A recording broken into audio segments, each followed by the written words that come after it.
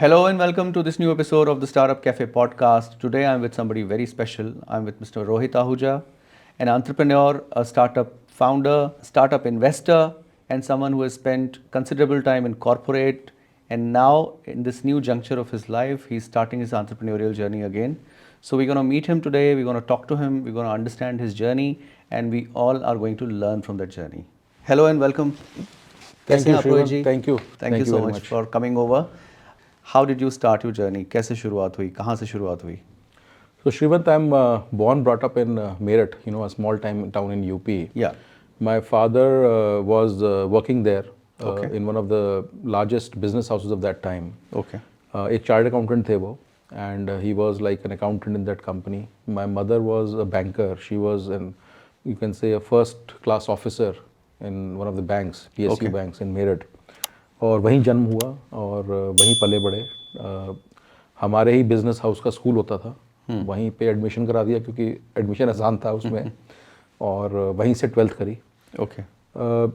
Childhood years जो माँ बाप बेस्ट कर सकते थे उन्होंने किया, जो वो बेस्ट दे सकते थे उन्होंने दिया।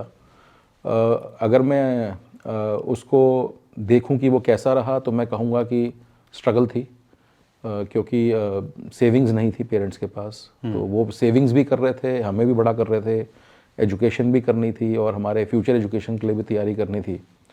तो एक तरह से आप ही कह सकते हो कि जो हमारे बच्चे आज कहते हैं कि देर born with a silver spoon, वो हमारे साथ नहीं था। So we created a silver spoon for our kids, but there was nobody to create for us. And journey थोड़ी टफ रही, Okay. बट तो अच्छी रही। उन शुरुआती दिनों में जो भी कंडीशंस थी, उन कंडीशंस ने आपको किस तरह से शेप किया? सो श्रीवंत, क्या होता है कि जब आपके अंदर बहुत इच्छा होती है कुछ बनने की, और जब आपको कुछ नहीं मिलता तो आप उस वक्त ये ज़रूर चाहते हो कि ये तो मेरे पास होना चाहिए।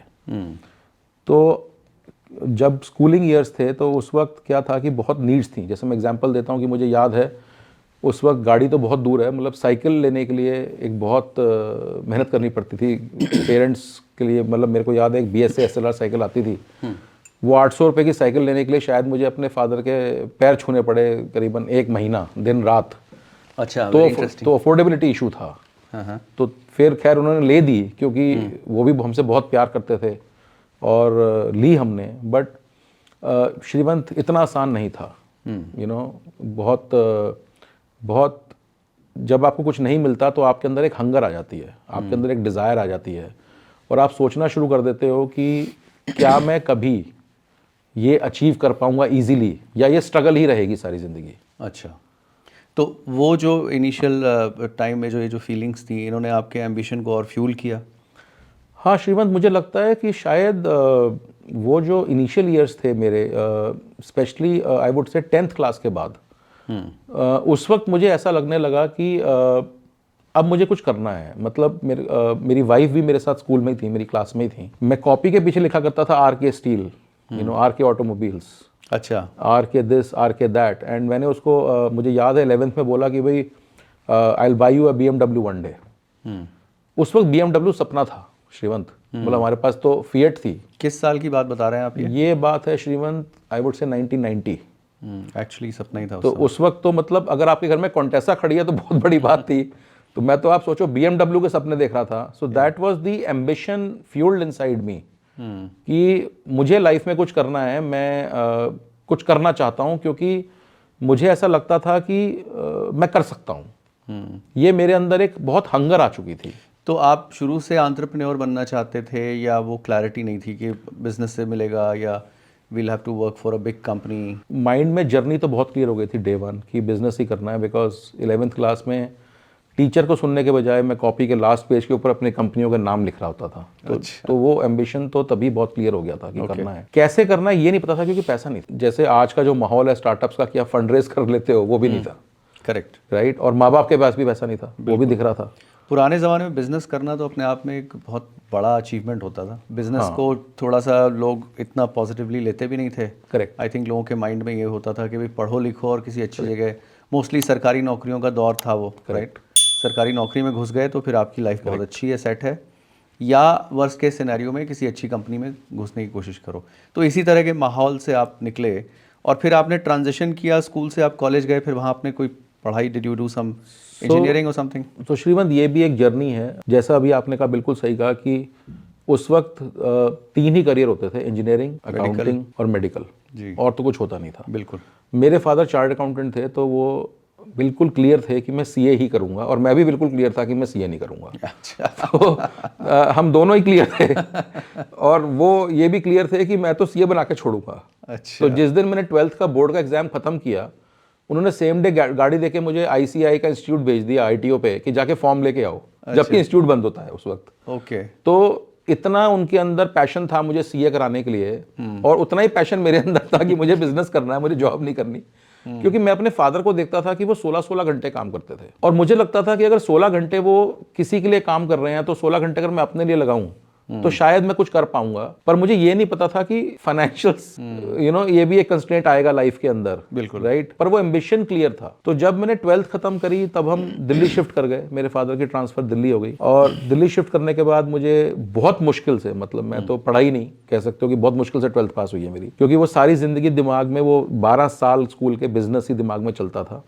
और एक ही सब्जेक्ट में मैं एक्स्ट्रा शीट लिया करता था, बिजनेस स्टडीज में। बाकी शीट्स तो मेरी 2 शीट में खत्म हो जाता था। जब दिल्ली आए, दिल्ली आने के बाद फादर ने किसी तरह से दिल्ली में एडमिशन कराया कॉलेज में। 1 साल मैंने कॉलेज किया, पर मुझे समझ में आ गया कि बहुत टफ है। और उन दिनों यूएस का बहुत क्रेज था श्रीवंत। 12-12 घंटे यूएस एम्बेसी के बाहर लाइन लगती थी वीजा के लिए।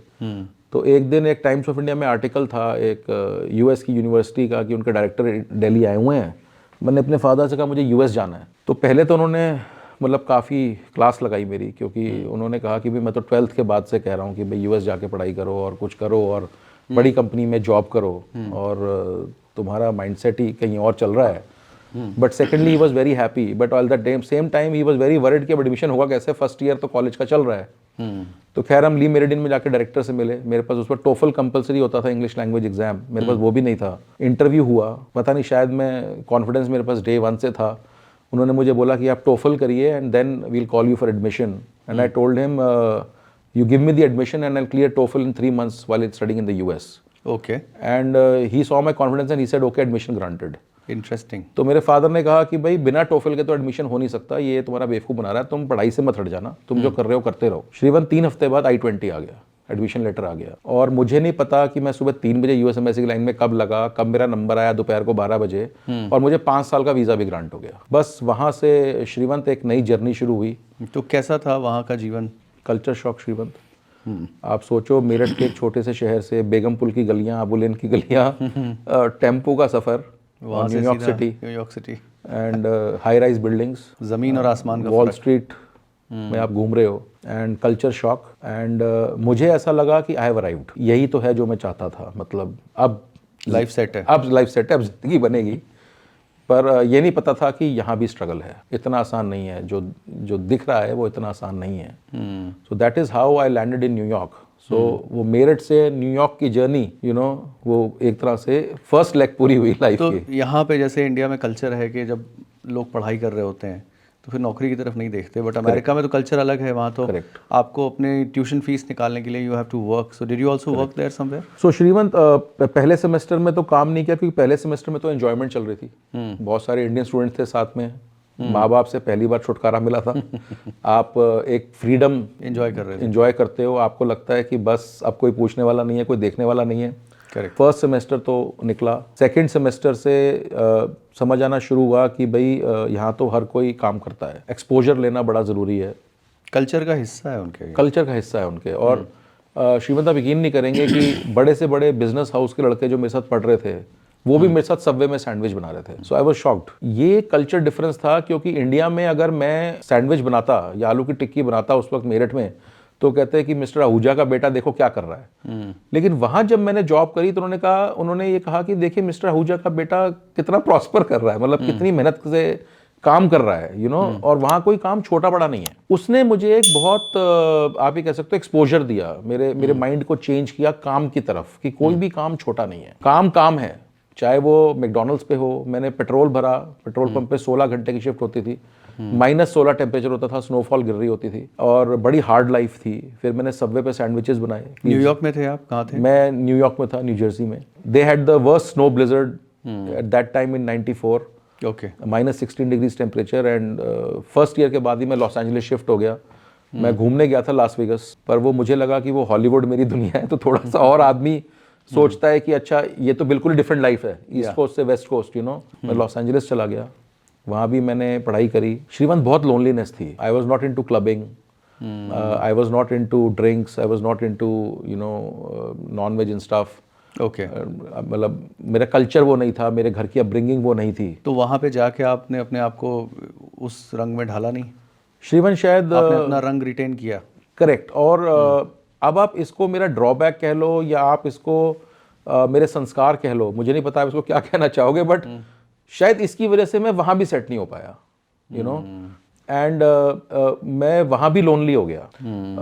पढ़ाई में मन नहीं लगा, क्योंकि अकेले आप अपार्टमेंट में रह रहे हो, अकेले अपना खाना बना रहे हो। आप बाहर आप खाना अफोर्ड नहीं कर सकते क्योंकि पेरेंट्स इतना अफोर्ड नहीं कर सकते। आप पेरेंट्स से पैसा नहीं मांग सकते, पेरेंट्स को प्रेशर में नहीं ला सकता था मैं। वो लोनलीनेस भरनी शुरू हो गई मेरे अंदर। वो जो क्रेज था यूएस का वो कम हो गया, और जो मैं सोच के आया था कि मैं यहाँ अब तो मैं कुछ बनूंगा, वापस नहीं जाऊंगा यहाँ। वो उस वक्त बड़ा बहुत बड़ा एक वो था कि पेट्रोल पंप खरीद लो, वो उस वक्त फैशन था। अच्छा, कि जितने इंडियंस वहाँ आते थे पढ़ने के लिए पेट्रोल पंप खरीद लेते थे। Is it so easy to buy a petrol उस वक्त था। अच्छा, या डिपार्टमेंटल स्टोर खरीद लो। तो जो बिजनेस हाउसेस से लड़के आते थे वो यही बिजनेस करते थे। और जो लोग मेरे फादर के करियर के हिसाब से आते थे कि सीए है, किसी के फादर कुछ है, वो आकर के वहाँ जॉब ढूंढते थे, मॉर्गन स्टैनली में, बैंकों में, you know, all these institutions, big corporates. Correct. You were not able to adapt to their culture and you were not able to make friends. Correct.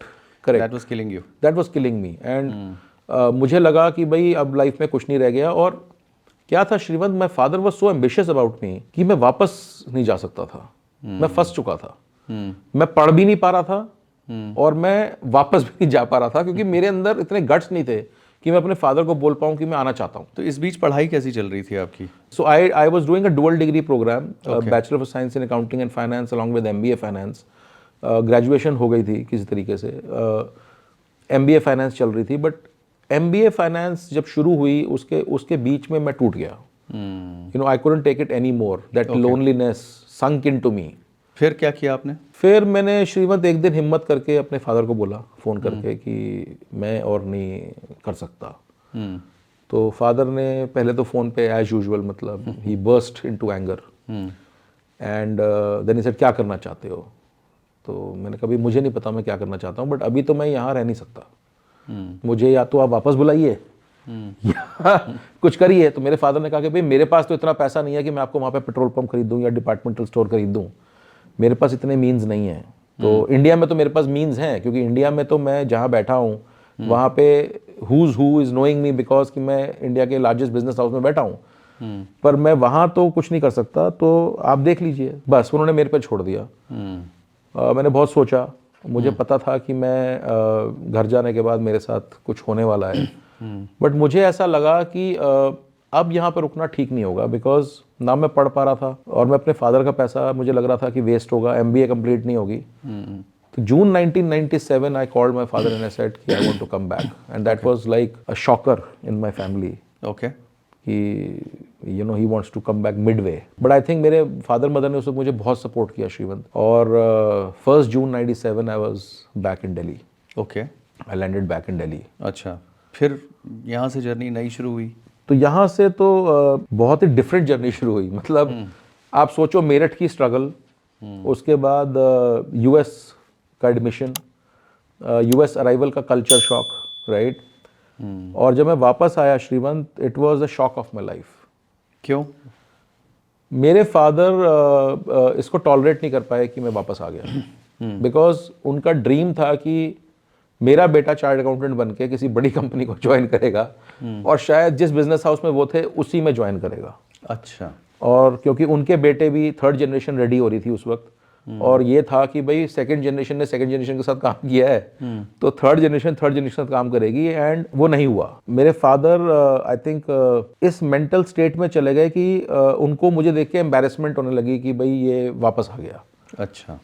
तो हमारे घर जब कोई गेस्ट आते थे तो मेरे फादर मुझे कहते थे कि भाई कमरे से बाहर मत आना। तो आई थिंक श्रीवंत, दैट शुक मी। जो मैं सोचता था कि मैं कुछ बनूंगा, मैं कुछ करूंगा, मुझे लगता है वो सब मेरे सामने आके खड़ा हो गया उस वक्त जब मैं कमरे से बाहर नहीं आया और मुझे लगा कि अब कुछ करने का टाइम है, अब टाइम खत्म हो रहा है। अगर मैंने अब भी नहीं किया तो शायद लाइफ ना खराब हो जाए, जिंदगी ना खराब हो जाए। How old were you back then? I was 20। अच्छा, you were just 20? I was just 20, 21। Tender age. फिर क्या डिसाइड किया आपने, क्या सोचा? फिर कुछ नहीं हुआ श्रीवंत, फिर घर पे डिस्कशन चली कि भाई इस लड़के का करना क्या है, क्योंकि जॉब तो अब कोई देगा नहीं और बिजनेस के अलावा कोई ऑप्शन भी नहीं बची। तो अल्टीमेटली तो मैं घूम फिर के श्रीवंत वहीं आ गया जो मैं कॉपी के पीछे लिखा करता था, राइट। अच्छा। पर मैं आया बहुत गलत स्टेज से, बिना एजुकेशन पूरी किए मैं आ गया और घर पे embarrassment. My father was not at all happy with me, but Shrivant मेरे फादर ने मुझे बहुत सपोर्ट किया, मतलब इतना सपोर्ट किया कि मैं आपको बता नहीं सकता। वो एक तरफ मेरे पे गुस्सा होते थे और एक तरफ मुझे सपोर्ट करते थे, मतलब मैंने ऐसा बाप नहीं देखा जिंदगी में। I can do anything for my father. Ultimately family बैठी, डिस्कशंस हुई, you know my mama is a jeweller, उनसे भी डिस्कशंस हुई कि भाई क्या करें, मल्टीपल बिजनेस ऑप्शंस देखी गई, लेकिन यही निकला कि भाई शुरुआत कहाँ से करनी है, क्योंकि हमारी फैमिली में किसी ने बिजनेस नहीं किया था श्रीवंत, हमारे तो नौकरी पेशा थे। तो उस समय आपके दिमाग में ख्याल नहीं आया कि ज्वाइन कर लूँ कहीं, कम से कम इस एम्बैरेसमेंट से तो बचूं, कुछ टाइम बेसलाइन तो बिल्ड करूं दोबारा? श्रीवंत माइंडसेट ही नहीं था। जैसे पढ़ाई का माइंडसेट नहीं था ना, ऐसे जॉब का माइंडसेट नहीं था श्रीवंत। मतलब वो पैसे की चिंता नहीं थी श्रीवंत, चिंता The थी idea was not very comfortable to you? No. Idea of Never. working for somebody else? never, because I'd seen my dad struggling. I'd seen my dad, you know, taking calls at 2 a.m. in the night, 4 a.m. in the morning, traveling like hell, not sleeping for days, you know, always in the flights, always in a different country. तो वो मुझे लग रहा था कि भाई इतनी मारामारी करके आपको मिलता क्या है, सैलरी? तो वो कभी आया ही नहीं दिमाग में। It didn't, you know, really hit me at all. तो रोहित, एक बात बताइए, इस अनसर्टेनिटी के दौर में, इतनी परेशानियों, इतने कंफ्यूजन के बीच में फिर क्या डिसीजन लिया आप लोगों ने? देन व्हाट हैपेंड वाज कि यू नो पूरी फैमिली बैठी, दे डिस्कस्ड कि क्या करना है, कहाँ से शुरुआत करनी है। मेरे फादर ने मुझे कहा कि भाई आप कुछ बेच पाओगे, आपको आता है कुछ बेचना, आप हमारे तो खानदान में किसी ने बिजनेस किया नहीं, आप पहले आदमी को करना चाह रहे हैं और ऑप्शन भी कोई नहीं है, तो आप यकीन नहीं करेंगे श्रीवंत, उन्होंने मुझे एक लेडीज सूट्स का शोरूम खोल के दिया नोएडा में। अच्छा। ओढ़नी बुटीक के नाम से, गंगा शॉपिंग कॉम्प्लेक्स में। ओके। अब आप सोचिए, अमेरिका से आया हुआ लड़का लेडीज सूट्स के शोरूम पे बैठा है। बट इट्स वेरी इंटरेस्टिंग कि लेडीज सूट पे कैसे डिसीजन लिया गया? सो श्रीवंत, ये out of all the businesses in the तो वर्ल्ड। ये भी एक स्टोरी है श्रीवंत। मेरे मामा जो जूलर थे, उनका ये मानना था कि अगर आप लेडीज को कोई सामान बेच सकते हैं तो फिर आप दुनिया में कोई भी बिजनेस कर सकते हैं। It is very difficult to sell to women. This was your training module? I think so, because I never thought this is my career, although I was against it. मुझे लगा था शायद पापा मुझे कोई फैक्ट्री खोल के देंगे या मतलब यू नो कोई बड़ा सेटअप होगा, बट दे ऑल डिसाइडेड कि भाई this is the starting point, this is the least investment that we can do right now. इतना हमारे पास लिमिटेड पैसा है और यहीं से शुरुआत करेंगे। तो वो शोरूम खुला, मैं बैठा उस पर सुबह 11 से रात को 10 बजे तक। मैंने लेडीज सूट्स बेचे। आज भी मुझे पता है कि टस्सर सिल्क क्या होता है और कॉटन क्या होता है। एक्सीलेंट। तो खुद ही मैं परचेज करता था अपनी मदर के साथ जाकर के लाजपत नगर से, और खुद ही बेचता था। 2 साल में उस शोरूम पे बैठा और मैंने माल बेचा। बहुत बड़ा एक्सपोजर था, मतलब मैं कहूँगा यूएस से ज़्यादा बड़ा एक्सपोजर था। और ये डिसीजन ठीक था कि पहले आप सेल्स करके दिखाइए, क्योंकि मुझे वहाँ से पता चला कि बिजनेस होता क्या है, प्रॉफिट कैसे जनरेट होगा, चाहे छोटा सा ही।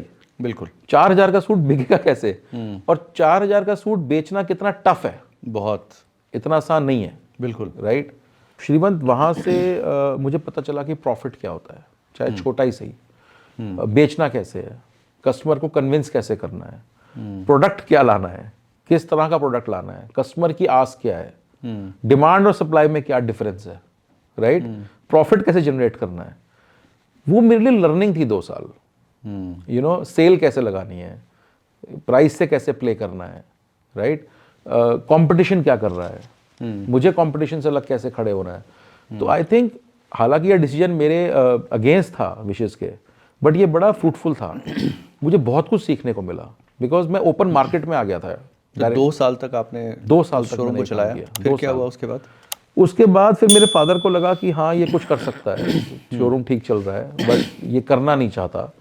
उनके एक फ्रेंड थे जो रबर प्रोडक्ट्स में डील करते थे। उन्होंने कहा कि भाई इंडिया के अंदर पेपरमिंट पैदा होता है और ये सिर्फ इंडिया और चाइना में पैदा होता है, वर्ल्ड में और कहीं पैदा नहीं होता, तो इसका बिजनेस करना चाहिए। संबल चंदौसी में यूपी में पैदा होता है और इसका बिजनेस करना चाहिए, इसकी फैक्ट्री लगानी चाहिए। ये मिंट बनता है और पान में डलता है, शैम्पू में डलता है, साबुन में, हर चीज में डलता है। Correct. पेपरमिंट जो आप खाते हो, मुझे वो बहुत अच्छा लगा बिकॉज उसमें क्या था कि प्रोडक्शन वर्ल्ड में सिर्फ 2 ही जगह थी और मैन्युफैक्चरिंग भी वर्ल्ड में 2 ही जगह थी, पर कंजम्पशन पूरे वर्ल्ड में थी। तो इसका एक्सपोर्ट होराइजन मुझे नजर आ रहा था।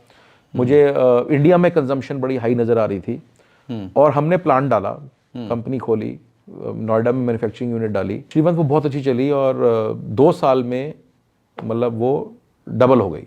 अच्छा। हमने उस पर काफ़ी मेहनत करी, काफ़ी काम किया। वो करीबन 4-5 साल बिजनेस मैंने लगातार किया, एक्सपोर्ट भी करना शुरू किया। मुझे एक्सपोर्टर के अवार्ड्स भी मिले, इंटरनेशनली भी काफ़ी नाम हो गया, इंडिया में भी काफ़ी नाम हुआ। तो वहाँ से एक नई सक्सेस की जर्नी शुरू हुई। वो मुझे लगा कि भाई नाउ आई हैव अराइव्ड। तो जो आप किताबों में पीछे लिखते थे उसमें आपको लगा कि अब आप उस डायरेक्शन में जा रहे हो? हाँ, मैं उस डायरेक्शन में चलना शुरू हो गया हूँ। ये मेरी पहली शुरुआत है, क्योंकि जो मेरा पहला लेडीज गारमेंट्स का शोरूम था उसको तो मैंने कभी शुरुआत माना ही नहीं। वो मेरे लिंक्डइन प्रोफाइल पे भी आप देखोगे, वो तो आप सोचो कि मेरा ट्रेनिंग पीरियड था आपका, लर्निंग पीरियड था, आप ये कह सकते हो, राइट। बट आई थिंक वो जर्नी मेरी पहली शुरुआत थी। अच्छा, ये जो फैक्ट्री आपने चलाई, फैक्ट्री चलाना was a totally different ball game, right? आपने पहले कभी ऐसा कुछ किया नहीं था। रिटेल से आप सीधे मैन्युफैक्चरिंग और एक्सपोर्ट में चले गए, तो किस तरह के चैलेंजेस आए? क्या आपकी लर्निंग रही वहाँ पे? उस वक्त बहुत डिफरेंट चैलेंजेस होते थे। उस वक्त एक्सपोर्ट करना बहुत टफ था। लाइसेंसेस लेना, इंपोर्ट एक्सपोर्ट लाइसेंस लेना, क्वालिटी मैनेज करना, गवर्नमेंट के ईज टू डू बिजनेस इतना नहीं था उस वक्त। उस वक्त तो हमें ही भागदौड़ करनी पड़ती थी, फाइलें होती थी, पेपर वर्क होता था, कंप्यूटराइजेशन इतनी थी नहीं, डिजिटलाइजेशन इतनी थी नहीं। काफ़ी टफ था, लेकिन ये भी था कि स्कोप बहुत था। India was growing, India was upcoming and demand थी। एंट्री बैरियर्स भी बहुत ज़्यादा थे, तो इसलिए लोग भी कम ही करेक्ट घुसते होंगे या सोच पाते उस वक्त वो स्टार्टअप इकोसिस्टम नहीं था। उस वक्त ऐसा नहीं था कि भाई किसी ने भी फंड रेज कर लिया और कोई भी शुरू हो गया। उस वक्त तो ये होता था कि भाई अगर आपके पास अपना पैसा है या आपको कोई पैसा दे रहा है तो वहां से आप काम शुरू करोगे। वो ऐसे नहीं था कि भाई आपने आज एक काम शुरू किया, सीड राउंड ले लिया, फंड ले लिया और आप चालू हो गए। आज की डेट में देखिए दुनिया कितनी बदल गई है कि 21 साल 22 साल के लड़के जो कॉलेज से सीधा निकलते हैं वो $1 बिलियन कंपनीज बना दे रहे हैं 2 साल में। बिल्कुल। So what a sea change India has gone through, right? It's so surprising to see that. Huge Shrimant, huge. मतलब interesting. मतलब मैं ये कहूँगा कि ये जो जर्नी आप बता रहे हो, इस पे आने में 29 साल लग गए। और जो आज की जनरेशन जो IIT IIM से पढ़ के निकल रही है, इट टेक्स देम 29 महीने, 2 to 3 years, yeah. राइट। तो ये this is the difference Shrivant, this is the difference. अच्छा, आपने फिर इस पेपरमिंट के काम के बाद फिर और भी अपनी इंडस्ट्रीज लगाई, फिर और भी कुछ किया? फिर मैंने फॉरेन एक्सचेंज का लाइसेंस लिया। मुझे लगा ट्रैवल टूरिज्म बहुत ग्रो कर रहा है, तो फॉरेन एक्सचेंज का लाइसेंस लिया मैंने, RBI से लाइसेंस लिया। तब RBI ने इसको जस्ट प्राइवेटाइज किया था, थॉमस कुक के बाद हमें लाइसेंस मिला था। अच्छा, वो अच्छा चला। उसके साथ मेरे को किसी ने कहा कि भाई आप सिर्फ फॉरेन एक्सचेंज देते हैं, आप टिकट्स नहीं देते, वीज़ा नहीं कराते। तो मैंने फिर अपनी ट्रैवल कंपनी खोली। पता नहीं कहाँ से ऑल ऑफ अ सडन बैठे बैठे मैंने एक सुप्रीम कोर्ट का टेंडर भर दिया और वो मुझे मिल गया। मेरे को लगता है शायद वो जो कॉपी में लिखता जा रहा था वो अब होता जा रहा था, मैनिफेस्ट हो रहा था। करेक्ट, वो शायद हो रहा था। एंड उसमें बहुत सक्सेस मिली। मतलब I became the biggest travel company for the judiciary in the country. Okay. So the entire Supreme Court judges, High Court judges, commissions, ministries, they all used to buy tickets from me, get visas done and all that. It became very big. तो 15-16 साल वो company parallelly चली। उसी से शायद मेरी एक नई जर्नी शुरू हुई जहाँ पे मैंने फादर से पैसा लेना बंद कर दिया और वो मुझे इतना एक्सपीरियंस हो गया कि मुझे लगा कि अब मैं तैयार हूँ आगे काफ़ी बिजनेसेस करने के लिए। उसी वक्त मेरे फादर ने मुझे एक NBFC कंपनी दी जिसका मुझे प्रमोटर MD बनाया और मैंने करीबन 12 साल उसमें रियल एस्टेट फंडिंग करी इंडिया में। And it was a very good experience because उस वक्त NBFC का लाइसेंस मिलता नहीं था इंडिया में, RBI देती नहीं थी। And we were fortunate enough कि हमारे पास लाइसेंस था, कंपनी थी, and we did some really good work through the NBFC। अच्छा, फिर उसके बाद और क्या क्या किया आपने? फिर मेरे को मेडिसिन का बहुत शौक था, तो मैं दुबई बहुत जाता था। मैंने दुबई में काफ़ी बिजनेस एक्सप्लोर किए। मैंने दुबई में रियल एस्टेट करने की कोशिश करी। I was the first one to take DLF outside the country. मैंने उनकी प्रॉपर्टीज़ बेचने की कोशिश करी दुबई के अंदर। तो वहाँ मैं एक कॉन्सेप्ट देखा करता था कि वहाँ पे हॉस्पिटल्स के अलावा मल्टी स्पेशलिटी क्लिनिक्स होती थी, जो इंडिया में कॉन्सेप्ट नहीं था। So I brought that concept to India and I formed my first multi speciality clinic in Noida called the empathy med care. Okay. जहाँ पे डॉक्टर्स बैठते थे सारे स्पेशलिटीज़ के, हार्ट के ट्रीटमेंट होते थे, पैथोलॉजी लैब भी थी, रेडियोलॉजी भी थी, एक्सरे इसी सब होता था। वो पूरी बिल्डिंग लेकर के मैंने सेटअप किया। That went very well. So मतलब अब आप सोचो कि मेरी एक ट्रैवल कंपनी पैरेलल चल रही है with the government and all that, और साथ में मेरा एक मेडिकल सेटअप पूरा चल रहा है। Then I open dental clinics, वो भी पैरेलल चल रहा है। दुबई में मैं रियल एस्टेट करने की कोशिश कर रहा हूँ, वो भी पैरेलल चल रहा है। सो आई वाज ऑन हाई। सो मुझे लग रहा था कि भाई आई हैव अराइव्ड एंड इस बीच में मैंने शादी भी करी। मुझे ऐसा लगता है श्रीवंत मेरी लाइफ के अंदर कि जैसे जैसे मेरी डॉटर्स का बर्थ हुआ, वो दोनों डॉटर्स पर ब्लेसिंग्स फॉर मी। एक डॉटर जब बर्थ हुआ, एक नया बिजनेस फ्लाई किया, दूसरी डॉटर का बर्थ हुआ तो दूसरा बिजनेस फ्लाई किया। अच्छा। सो आई थिंक वो लक्ष्मी जी आके बैठ गई थी। तो मुझे लगता है कि वो अपनी किस्मत लेके आई। मेरा हार्डवर्क था, मेरे अंदर एक जज्बा था, मेरे अंदर एक बहुत क्लियर फोकस था कि बिजनेस करना और कुछ नहीं करना। और उसके लिए शायद मैंने फैमिली लाइफ में बहुत सेक्रीफाइस किया, क्योंकि मैं 24 घंटे काम कर रहा था। मुझे ये था कि अगर ये नहीं हुआ तो मैं कुछ नहीं कर सकता, मुझे जॉब कोई नहीं देगा। That's the end for me, right. तो ऑप्शन नहीं थी, काम करने के अलावा कोई ऑप्शन नहीं थी। तो मुझे सिर्फ काम ही दिखता था कि मुझे बस काम करना है, मुझे अपने लिए कुछ बनाना है और पैसा जोड़ना है। मुझे बच्चों का फ्यूचर सिक्योर करना है। जो मैंने स्ट्रगल करी बचपन में वो मेरे बच्चे ना करें। तो ये जो इतने मल्टीपल बिजनेसेस आप चला रहे थे, इनके रिस्क्स को कैसे मिटिगेट कर रहे थे आप, और कैसे टाइम डिवाइड करते थे? श्रीवंश देखिए, रिस्क का तो ऐसे था कि उस वक्त कोई रिस्क एंड कंप्लायंस टीम्स तो होती नहीं थी। हमें खुद ही अपना रिस्क देखना पड़ता था कि भाई रिस्क क्या है, राइट। पार्टनर्स के साथ बैठ करके एक प्रोसेस बनती थी, SOPs बनते थे, उसके हिसाब से हम लोग रिस्क को मिटिगेट करते थे। टाइम डिवीजन का तो ये था कि भाई आप सुबह 9 बजे निकले घर से और रात को हम 12-1 बजे घर आते थे। कि भाई सुबह 4 घंटे पहले आप मेडिकल सेंटर पे जाके बैठे हो, आपकी OPD चल रही है, आप देख रहे हो कलेक्शन क्या हो रही है, कितने पेशेंट आ रहे हैं, आउटपुट क्या है, इनपुट क्या है, कितने को हॉस्पिटल ट्रांसफ़र करना है। और लंच के बाद आप ट्रैवल कंपनी में जाके बैठ रहे हो, शाम को आप फॉरेक्स कंपनी में जाकर के बैठ रहे हो, राइट। और फिर रात को आप बैठ के, जब आपके जो पार्टनर्स हैं वो फ्री हो रहे हैं, तो उनके साथ बैठ के आप रात को 10 बजे के बाद स्ट्रैटेजी बनाना शुरू कर रहे हो कि ग्रो कैसे करना है। ये रोज का काम था। ये रोज का काम था। ग्रोथ स्टोरी भी तो लिखनी थी।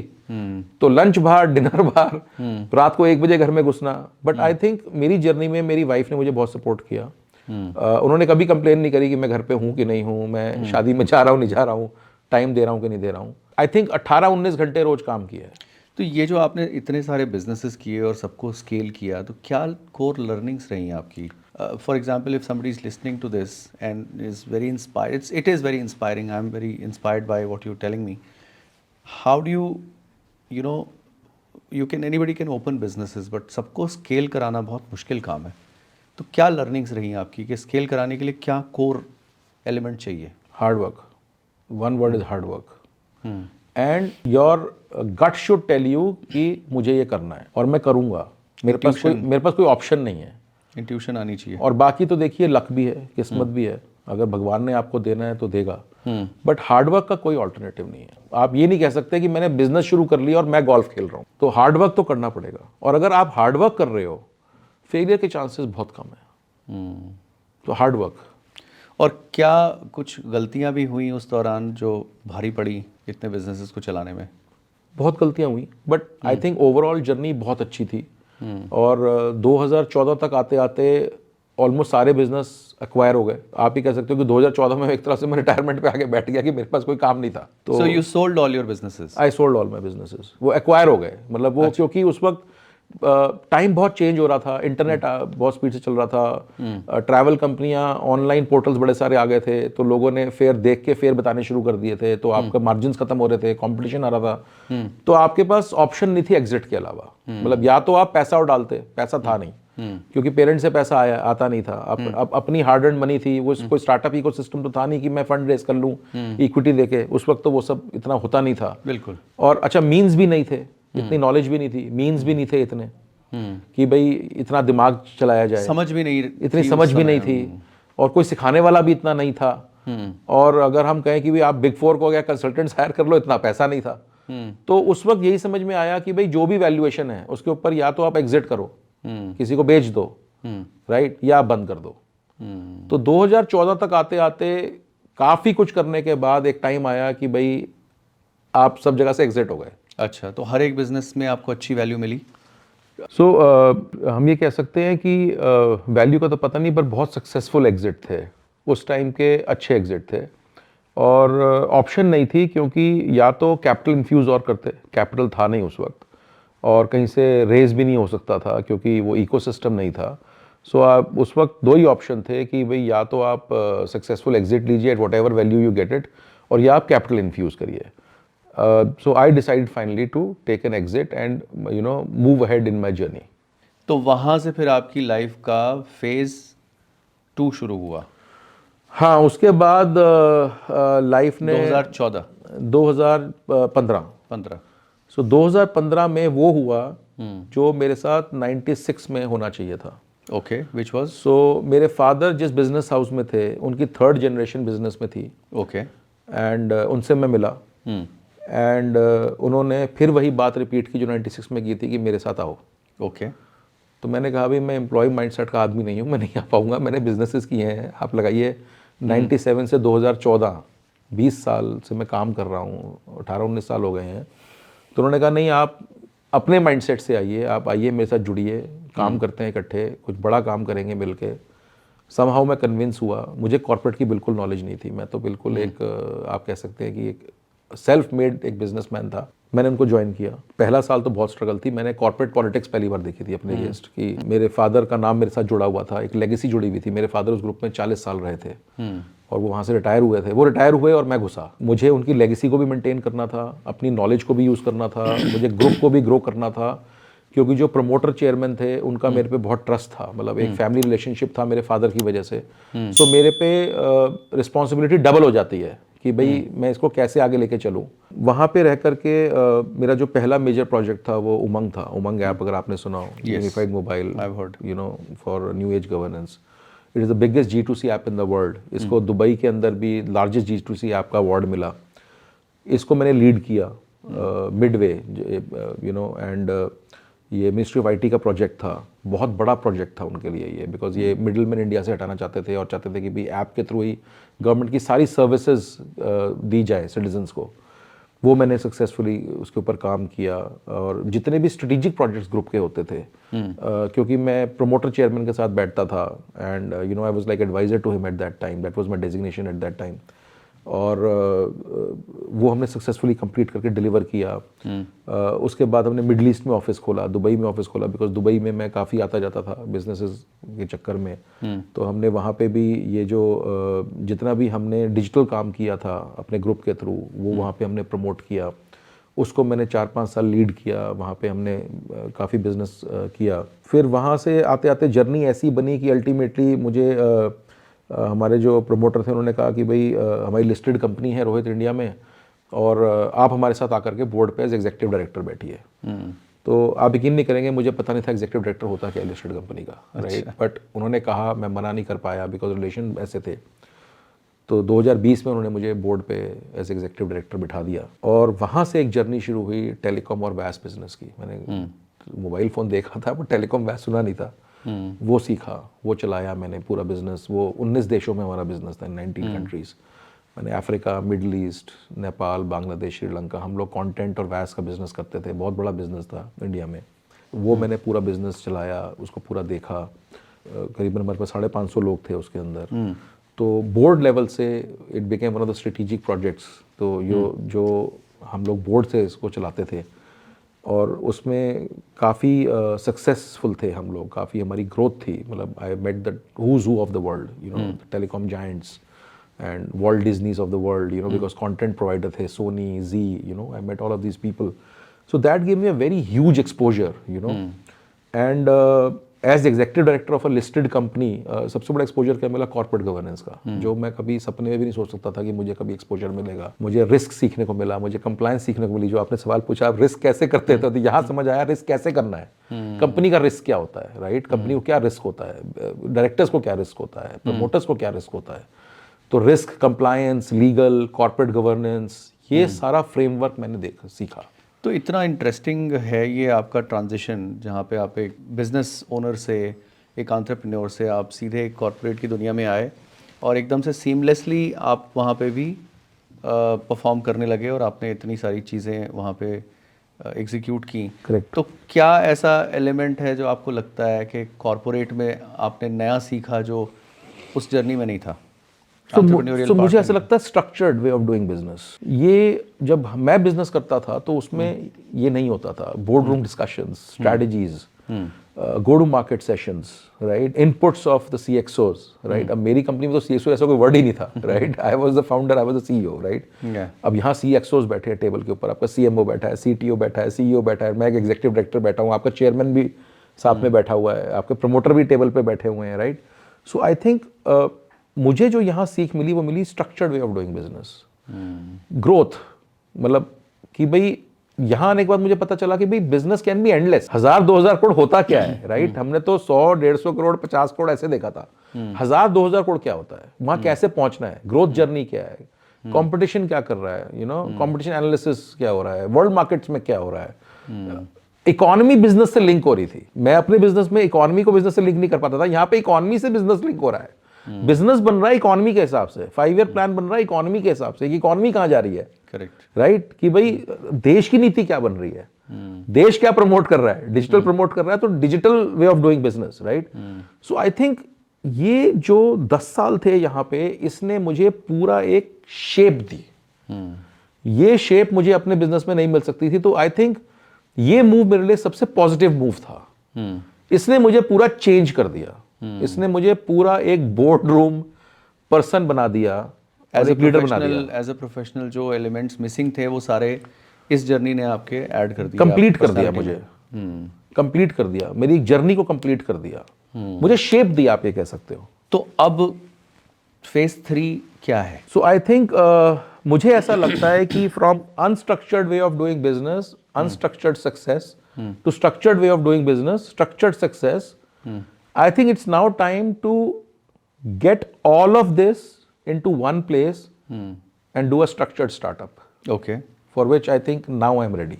Okay. क्योंकि अब फंड्स की कमी नहीं है वर्ल्ड मार्केट में, इन्वेस्टर्स की कमी नहीं है, VCs की कमी नहीं है, बिजनेस आइडियाज की कमी नहीं है, execution is the key, right.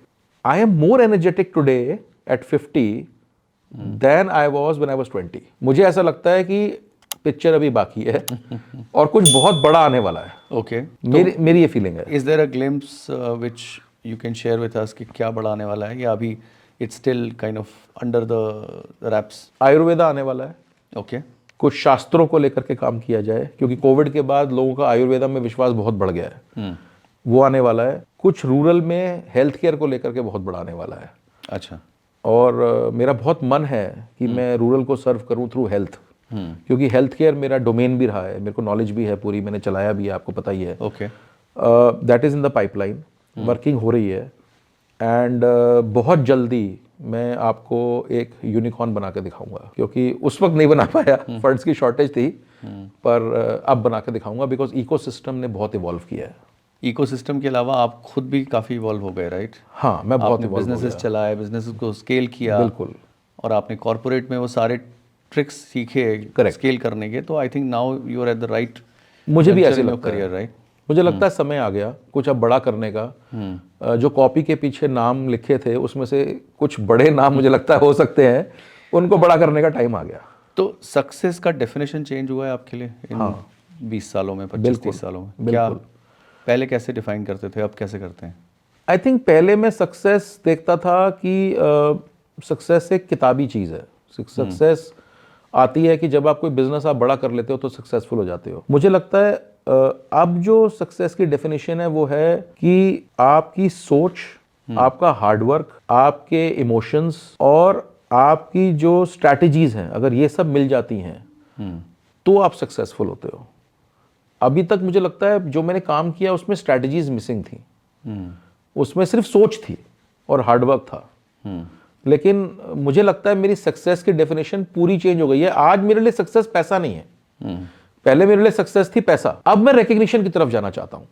अब मेरे को I want people to now recognise me कि I am also there, I am also somebody who has struggled, who has built, as and is in the market, is in the industry.